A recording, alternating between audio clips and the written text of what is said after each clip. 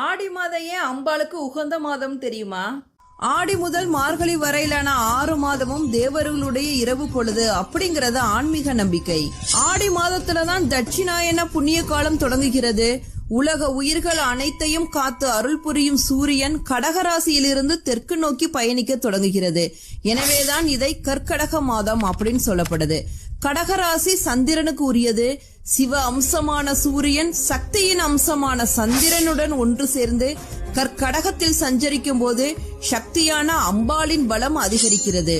ஆடி மாதத்தில் சிவபெருமானே சக்தியின் அம்சத்துக்குள் அடங்கி விடுகிறார் என்பது ஐதீகம். அதனாலதான் ஆடி மாதம் அம்மன் வழிபாட்டுக்கு உகந்த மாதமா சொல்லப்படுது. ஆண்டாள் அவதரித்ததும் ஆடிப்பூரத்தன்றுதான். மழைக்குரிய தெய்வமாக மாரியம்மன் திகழ்வதால் மழைக்காலம் ஆரம்பிக்கிறதுக்கு முன்னாடி வரும் ஆடி மாசத்துல அம்மன் கோவில்கள்ல திருவிழாக்கள் கோலாகலமா கொண்டாடப்படுது.